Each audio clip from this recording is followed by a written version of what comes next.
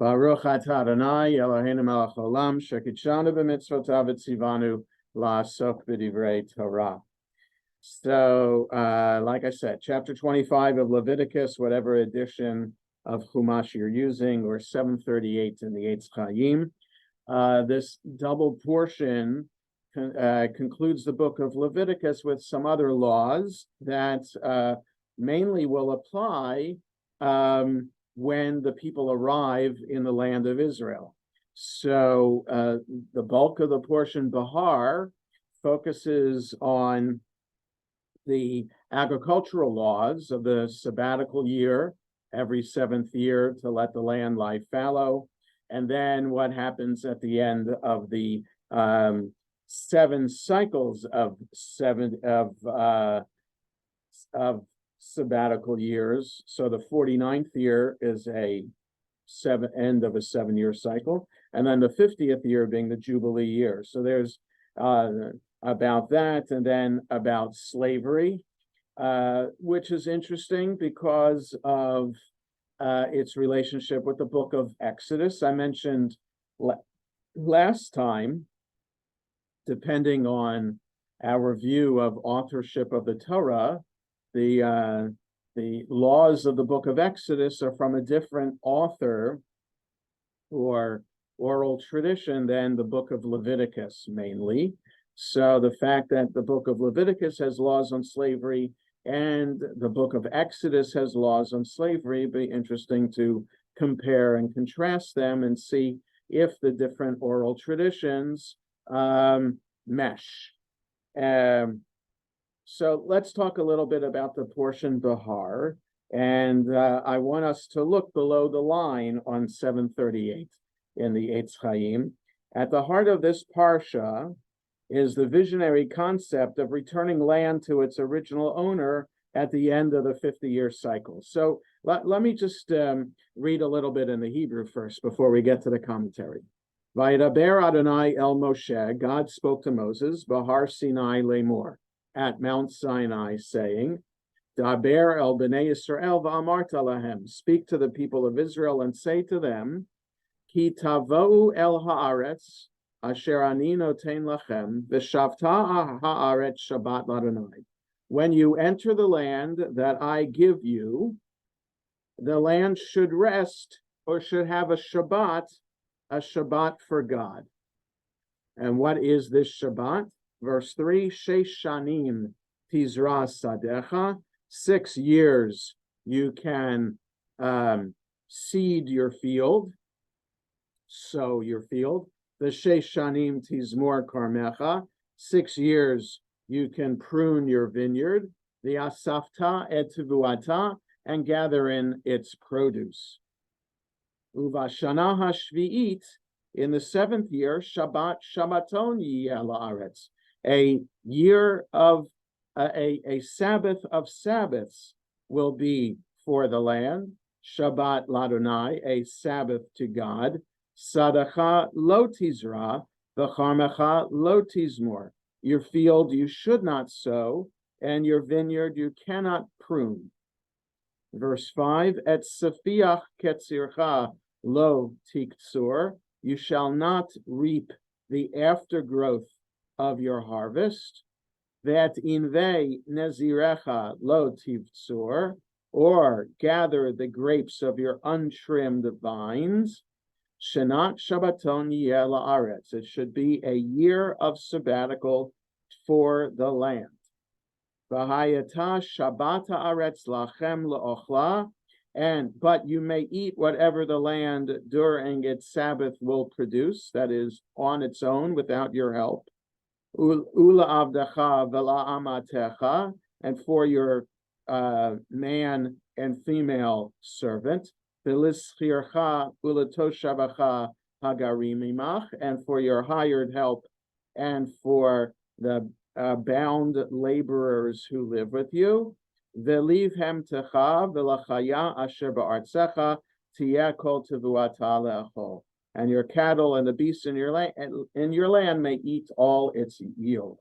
So you can't work the land or the vineyards in the 7th year, but whatever the land produces on its own without your help, that you can eat, and all the people who dwell with you.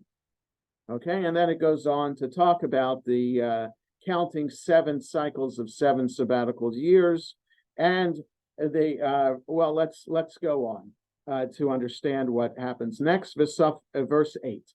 V'safarta lacha sheva shabbatot shanim, and count for you 7 sabbatical years, or 7 cycles, sheva shanim sheva pamim, 7 years 7 times.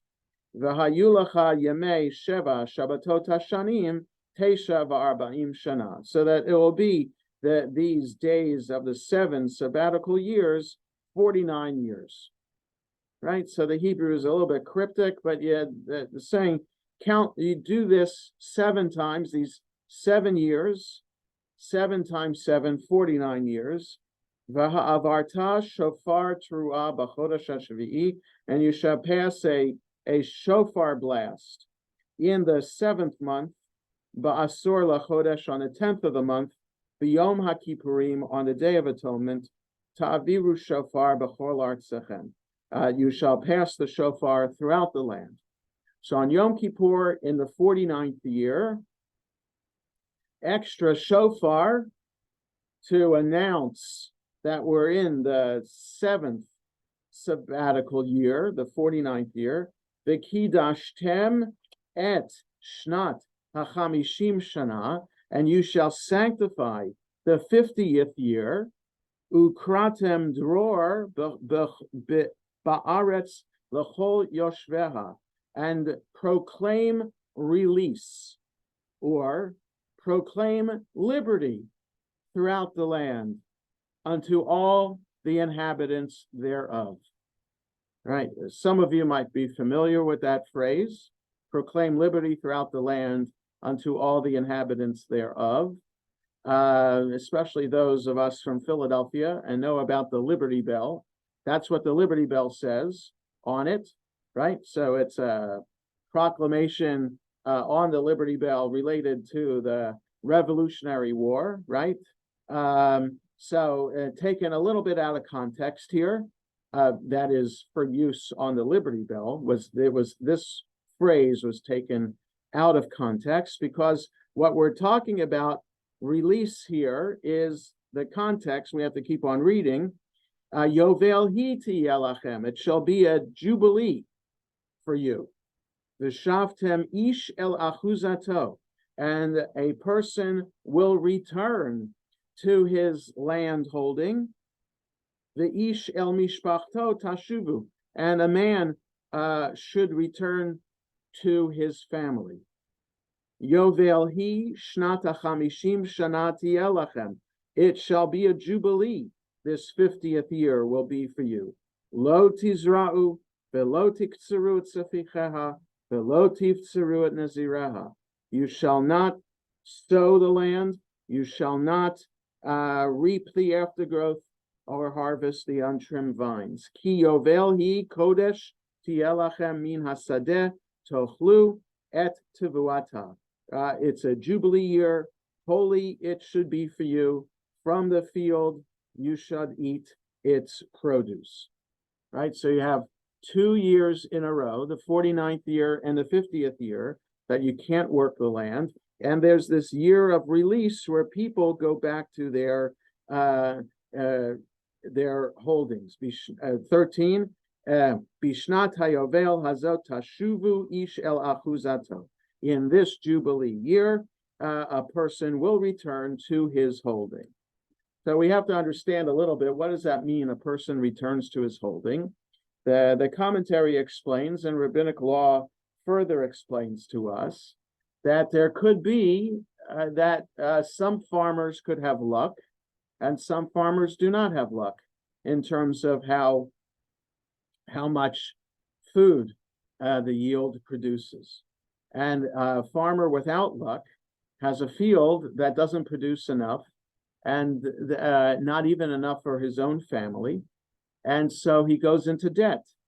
And by going into debt, he mortgages his field to somebody else. So he gets to work the field for a fee, and that fee enables him and his family to survive. Now, mortgaging the field, the idea in the land of Israel is that you cannot sell your field. So land, according to the Torah, land of the land of Israel cannot be sold in perpetuity. It's only temporary. So the longest you can have a mortgage on the field would be 49 years, right? So if in the first year of this 50-year cycle, you go into debt, you can mortgage the field, and the mortgage, you'd get a pretty good mortgage rate because the guy that you're mortgaging it to will have 49 years of collecting interest, right? So, but in that 50th year, the Jubilee year, land returns to its original landowner. So the mortgage is up and the original landholder gets his land back. Okay, so the book of Joshua describes how in chapters 14 to near the end of the book, describes how the tribes of Israel settled in the land of Israel. And each tribe had its territory, and within each tribe, each family had its land. And that's the land that the Torah is talking about here. That original land goes back to its original landowner, the way it was supposed to be, according to the Torah, according to the Bible. Okay, so that's what this is talking about. So the 50th year ensures that the land goes back to the way it was in the time of the book of Joshua. So we'll look at the commentary shortly. This was in effect until the Assyrians came and conquered the northern kingdom of Israel, right? After there was King Saul, then King David, then King Solomon.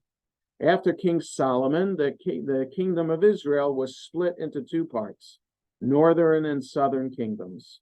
Okay, and they were always at odds with each other. The book of Kings describes that. The books of prophets describe that as well. And both the northern and southern kingdoms were also had neglected in God's ways. So it's unclear whether these laws were followed or not, but we'll look at the commentary soon and see. But the northern kingdom of Israel comprised 10 tribes. And when the Assyrians came and conquered the northern kingdom, sent the northern kingdom into exile, those 10 tribes disappeared. Because the way the Assyrians did it is they forced whoever they conquered to assimilate into their empire, instead of allowing each minority that they conquered to live on its own. The Babylonians, it's thank God for the Babylonians that we're still around as Jews, because when the Babylonians 200 years later conquered the southern kingdom of Israel, they exiled the southern kingdom, but allowed the people so there are two tribes, the tribe of Levi and the tribe of Judah remained, and the Babylonians allowed the Jews to maintain their identity. So it's thanks to the Babylonians that we're still around today. If the Babylonians were like the Assyrians, there wouldn't be any Jews anymore. So once the 10 tribes were exiled and gone from history, then these laws don't apply anymore. Even now, with the state of Israel being established again, the sabbatical year, every 7th year, that has been reestablished. But the Jubilee year has not, because we don't have the 10 other tribes. It's only when the Messiah comes, whenever the Messiah comes, all of the people of Israel will be restored to the land of Israel. And according to the rabbis, that means even the descendants of the 10 tribes will be restored into the land of Israel, and the temple will be rebuilt, and among other things, will be able to observe these agricultural laws again in the land of Israel. Okay, so the issue that the commentary is going to talk about is how sustainable this agricultural system is. In other words, agriculture is a very risky business. And no matter, even now with technology the way it is, and irrigation the way it is, your farmers in the Midwest, in America and other places around the world, no matter how technologically advanced they are still subject to the whims of nature. So they could irrigate their fields properly, but if a tornado comes, there's nothing you can do to protect your corn or your soy or whatever you're growing in your field from the tornado. Or if you're in France and your prized vineyards, your Champagne or Bordeaux vineyards, are subject to drought. You could have irrigation, but you still need rain. And if the soil just isn't the right consistency with the moisture, also there's nothing you can do to prevent freezing. So, you plant at a time when you think that the odds are in your favor, that there's not going to be another freeze. But we've seen, the orange crops in Florida be affected over the years by early freeze, late freeze, whatever it is. So it totally affects the produce. So no matter, like I said, farming is a risky business. In Israel, it's even riskier because irrigation is that much harder. I mean, in Israel now, there are methods of irrigation, but still, you still need rain. You still are subject to the whims of nature. So you never know if you're going to have enough food, not only for your family, but in order to make a living and to make a profit. So you're really living year to year as a farmer. And so what the agricultural system keeps in mind from at least what the Torah teaches, if we follow in God's ways, then the rain's going to come at the right time. We'll see that when we look at Bechukotai in a few minutes. The rain will come at the right time. Farmers will be prosperous. And not only that, they'll have enough for the 7th year when you're not supposed to work the field, because the field is entitled to rest. Just like human beings are entitled to rest every 7th day, fields are entitled to rest. The land is entitled to rest every 7th year. So you're supposed to let the land lie fallow. So it takes a while then for the land and people to get produce again in sufficient quantities. But there'll be enough, the Torah teaches, if we follow in God's ways. And there'll be enough even for the Jubilee year too. So 2 years in a row of not working the field, if we follow in God's ways, there'll be enough food for everybody. So the system then places a lot of trust in human beings, that human beings are going to follow these laws, and human beings have to place enough trust in God that they're going to follow these laws, right? Farmers, you can't tell a farmer not to work their field for a year. The farmer will look at you crazy and say, "But how are we going to survive if we don't work our fields?"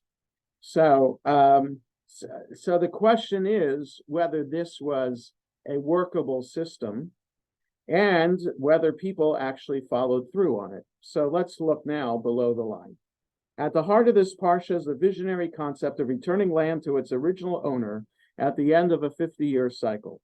This prevents the polarization of society into two classes: wealthy, powerful landowners on the one hand, and permanently impoverished people on the other, right? So if you're allowed to mortgage your land, you're a poor farmer, you haven't worked your field properly, or you just, by the luck of nature, you're just not getting enough rain on your land, you're starving, you have no choice but to sell your land to somebody else to take care of it for you in order to survive. The society would then create the haves and the have-nots, right? So this prevents a perpetual have and have-not division of society. The commentary goes on. In an agrarian society, a farmer who sold all the land to pay debts had no prospect of ever being anything other than a servant, right? You're a perpetual serf.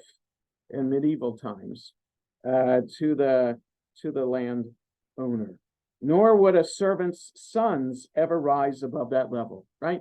So the kids born into servitude become slaves themselves, and it's rare that servants leave their servitude. Anticipating the human misery and social instability this would lead to, the Torah provides a plan. In the 50th year, families would reclaim the land they had held originally and later sold. Behind this plan are two religious assumptions.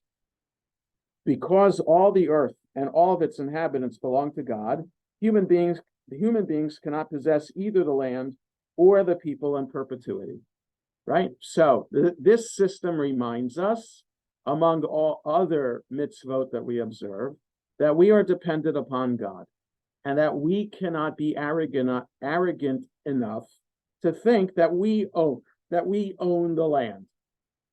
It's not ours to own. It's a gift to us from God to use as long as we're there. So the Jewish people who God chose from among all other people the Jewish people live in the land that God chose from all other lands to be holy. So we are the holy people from among all other people, living in the land that is holy from among all other lands. And we have that kind of relationship, holy land, holy people, both subject to God. And so this is the way that we reflect that we are subject to God, this agricultural system. So that's religious assumption number one, is that everything belongs to God. And commentary continues, no human being should be condemned to perpetual servitude. Some critics have seen this as a utopian plan that never was put into practice.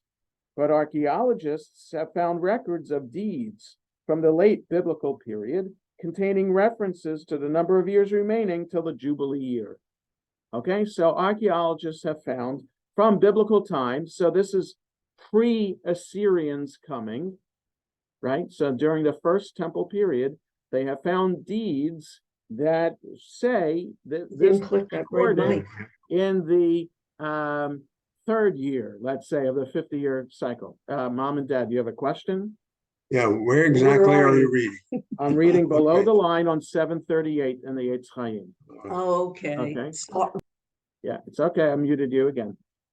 So the archaeologists have proven, because they have found records that show that the people followed this Jubilee year counting system. Okay, so that now, did everybody follow it? That we don't know, but it seems that they found one deed that it's likely that it was commonly observed. Okay, now it goes on. Cook, that is Rabbi Abraham Isaac Cook, who was a chief rabbi in pre-state Israel, so in what is British Mandatory Palestine. Rabbi Abraham Isaac Cook taught that the purpose of the Jubilee was primarily spiritual, not economic. So this ends up being an economic system, right? If society is an agrarian society, this assures this puts into place a system in which the agrarian laws are followed, right? So if everybody's following laws this way, this assures that it's kind of like a communist or at least a socialist kind of system, right? There isn't a way in this system for the Torah for one family to own all the land in the tribe of Yisachar, for example.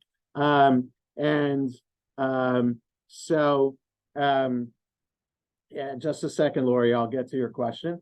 So it prevents, like the commentary says, it prevents people from becoming monopolizing the land, becoming wealthy off the backs of other people, and also prevents people from being servants forever, right? People have the right to be released, and land has the right to be released. So Lori has a question. I'm curious why it was 50 years as opposed to some other number. So it's the year after the 50th, after the 49th. So in other words, 7 is an important number in the Torah. So 7 times 7 becomes an important number too, 49. So 7 sevens. So it's the first year after the 7 sevens. That's why. And Barbara, unmute. Yeah, go ahead, Barbara. What happens with when you have several sons in the family? Who is going to inherit the land? So that's that's different. And inheritance laws are such that the firstborn gets a double portion, and the others get equal portions. So so let's say there are 2 sons. The land, I'm terrible with math, so I can't do it. The first, I wouldn't know how to do this. Let's say you own 10 acres of land and you have 2 sons. So if it divided equally, it'd be 5 and 5.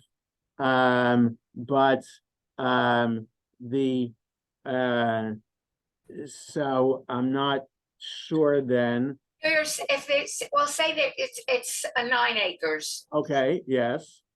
So one is going to get 6 and the other's going to get 3. There you go. Okay, that's it. That's how you do it. And then it keeps on getting redivided.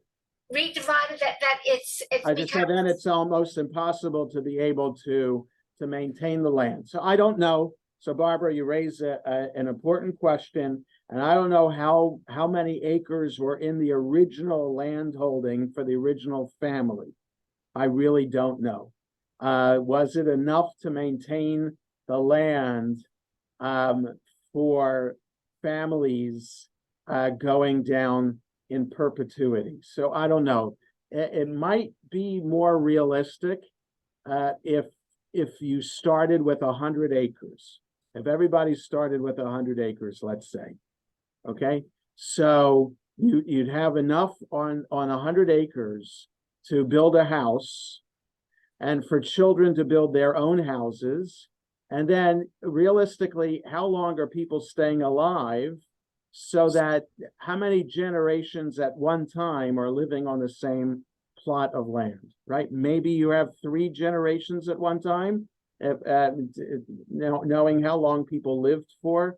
Let's say people died in their 40s. So maybe you have 3 generations on the piece of land at one time. So maybe 100 acres is enough to keep 3 generations of family carrying on. But then again, how many children are each generation having? And then girls don't inherit unless there's no boy to inherit. And girls then go to their husband's land, right? So somehow it all works out that there's enough land for everybody to be able to work and make a living to support not just their family, but to put some money away too.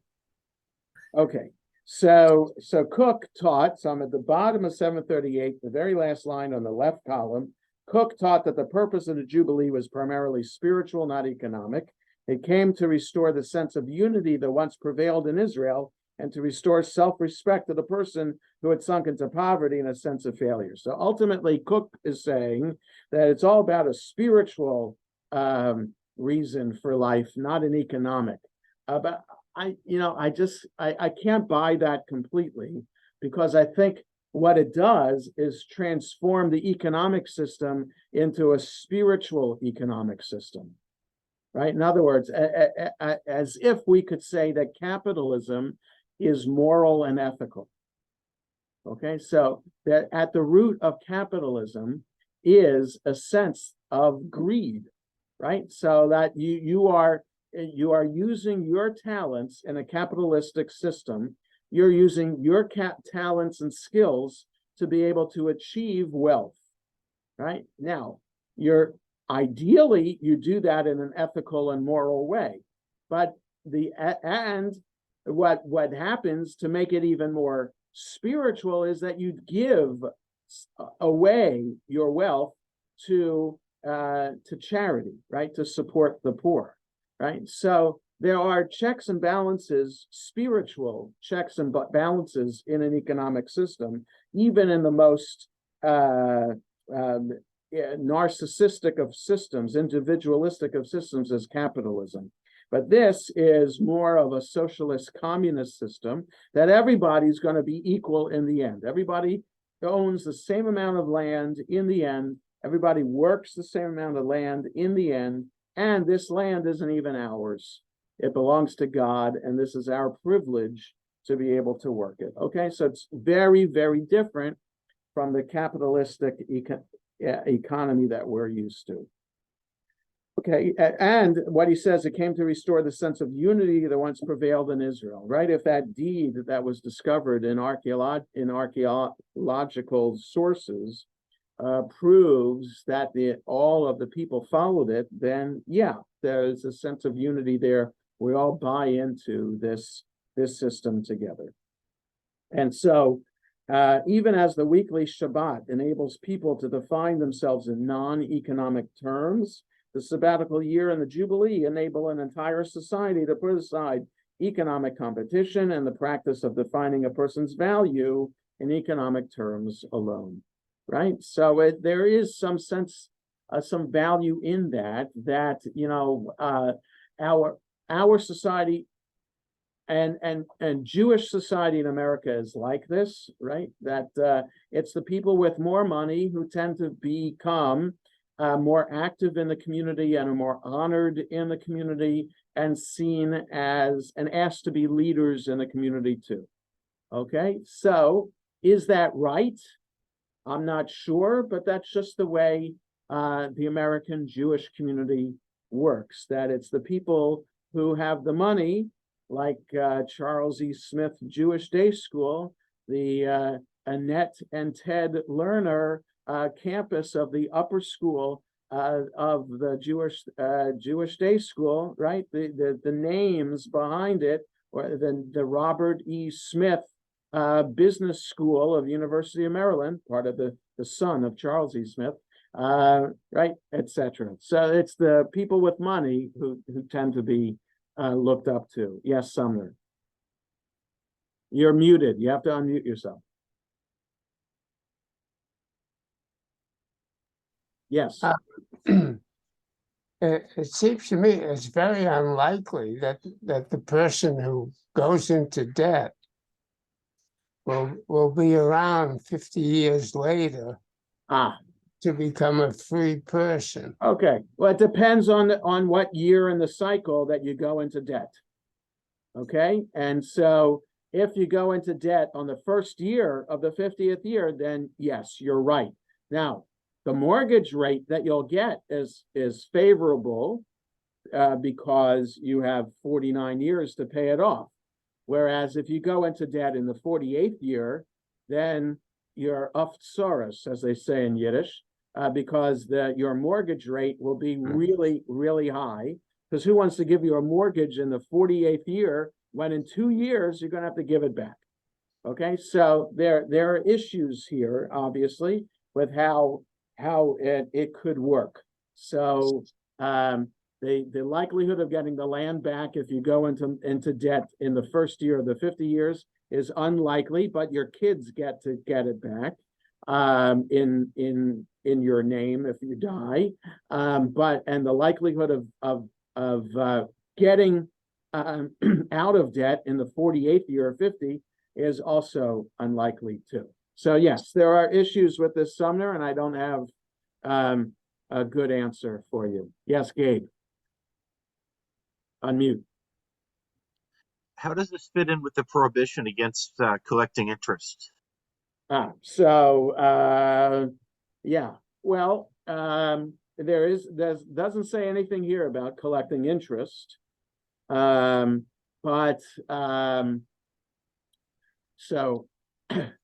the laws of interest are complicated, and I'm not familiar with it offhand.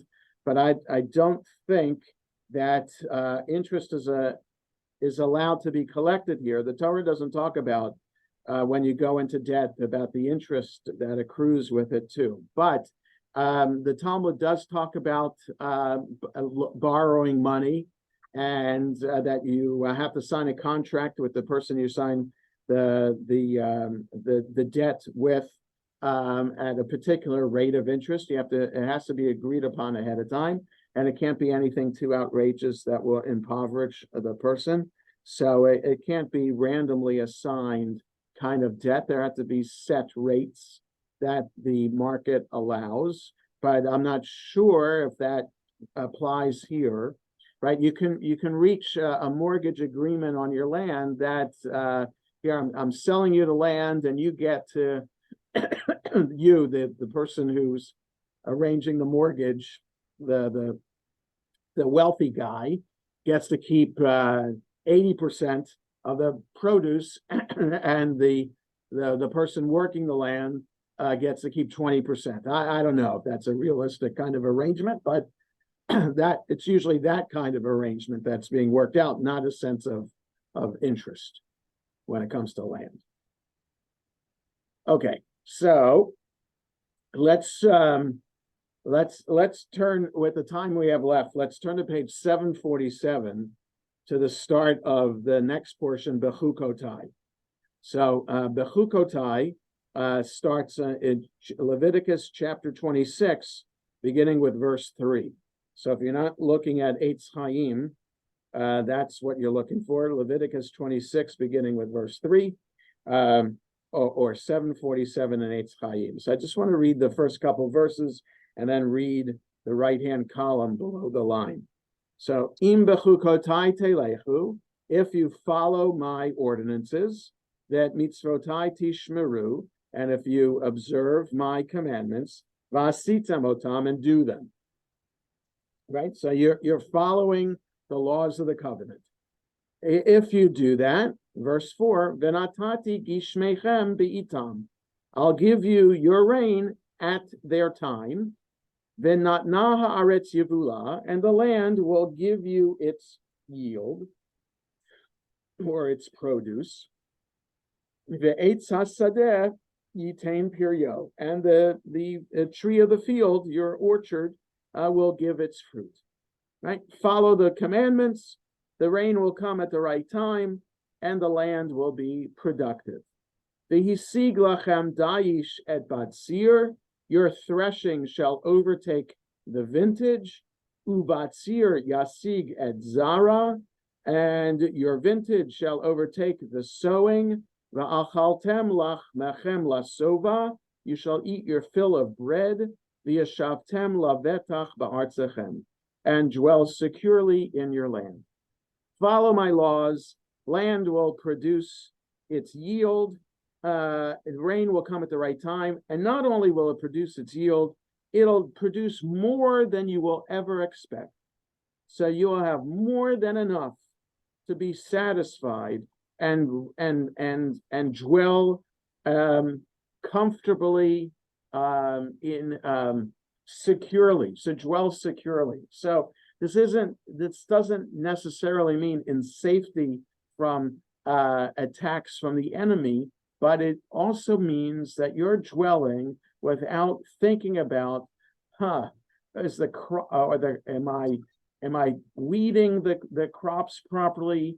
Is the corn going to come in? Is the wheat going to come in, etc.? That's the kind of worry that you're not going to have. You're going to be able to sleep well at night because everything is going to go according to plan. So now let's look to the right-hand column where it says number 4, rains in their season. So where it says, the plain meaning here refers to the rainy season in Israel. Rashi, however, following the Midrash, Leviticus Rabbah, here's one collection of Midrash, takes it to mean that God will make it rain only at times convenient for the people. For example, on Friday nights when most people are at home and no one is traveling. Okay, so rain at its time is understood to mean that when the rain comes in the rainy season in Israel, which is right after Sukkot until Passover, that's the rainy season. Sometimes it does rain after Passover. It did this year in Israel after Passover, but it's rare that it does. Okay, so that's the right, and there in that rainy season, farmers depend on rain, certain rains coming at certain times, and there are names for the different rains during the rainy season. That's what it seems is the plain meaning of the text. But Rashi is making it even more.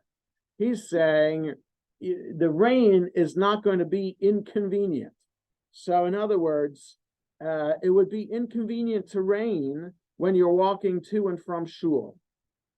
So if we follow God's laws very carefully, then God is going to watch us so carefully that when we're walking to and from shul for minyan on Shabbos, it's not going to rain on us. And that's how we're going to know that God is blessing us. So it's not just about rain in the field. And Rashi was a vintner. We know that from his commentaries on the Torah and on the Talmud, that he talks about growing grapes in France and producing wine. So he knows about needing rain coming at the right time. But he's just adding this midrash here. It's not just about that. It's about even how God is watching every single Jew to make sure that they are not inconvenienced. Okay, so now we go on. What is the modern reader to make of these threats and promises? Right, the rest of the portion talks about blessings that will happen to us if we follow in God's ways, and curses that will come to us if we neglect God's ways. What's the modern reader to make of these threats and promises, aware of the fact that righteous people are not always rewarded and that wicked people are not invariably punished? Right? We can see them as a vision of what the world will be like when it truly becomes God's kingdom. Or that, in other words, if we all followed in God's ways, then, and everybody followed in God's ways in the same way, then this is how good and evil would work. But since the whole world doesn't do that, right, then we have to come up with a different system that works. Or we can see them as a collective assurance. When most members of a community follow God's ways, the community as a whole will prosper, even if some innocent individuals suffer illness or injustice. Right? If most of society is ethical and moral, individuals may suffer, but the whole community will not suffer. Alternatively, we can understand these verses as addressed to a still immature Israelite nation, not mature enough to do good for its own sake, capable of responding only to promises of reward and threats of punishment. Right? So in other words, it's written in a way that a child needs to know things. You have to know your limits, right? And so children test their parents all the time, and they need to know that there are limits to their actions. And yeah, that's a discussion for another time. But children thrive best when they know that there's certain parameters within which they need to follow rules, right? So when there are rules set up in the home, children thrive best. Okay. So then maybe that's how this is written. This is written as if the Israelites were children. Although these passages may be the word of God, they need not be God's last word on this subject. So in other words, remember, Rabbi Harold Kushner is the editor of this Below the Line Midrash. Rabbi Harold Kushner, may he rest in peace, who wrote the famous book, When Bad Things Happen to Good People, calls into question this explanation here. Following God's ways, you'll be rewarded. Well, you know, the 6 million, you're going to say the 6 million in the Holocaust, all 6 million didn't follow in God's ways, and that's why they're punished. You're going to say that somebody who is afflicted with some terminal deadly disease did not follow in God's ways. That's where this whole system comes into question. And so he's just alluding in the commentary here to the idea that there could be alternatives to understanding, right? So if someone is suffering today, this week, and we're reading Bechukotai, your answer to your suffering is, well, you deserve it because you've neglected in God's ways. Not exactly a comforting thought, and not exactly a God that you'd want to believe in, that God is a punishing God, God is an angry God, right? So it begs the question of alternate theologies and how to make sense of this in light of what life is really like. So that's why he says maybe in a messianic era, life will work this way and all be peaches and cream. But in the real world, which is not the messianic era, we have to come up with a different way of understanding our relationship to God. Okay. Any questions or comments about these? Because we'll stop here for today. And okay. So next Wednesday, we're not going to be meeting because I'm going to be out of town for the day. So we will meet again in 2 weeks from today. Okay, I'll send out an email again to the usual listserv message that I send out, but no Torah study next Wednesday. We'll meet again 2 weeks from today. So have a good rest of the day, everybody, and see you all soon. Thank you. Take care.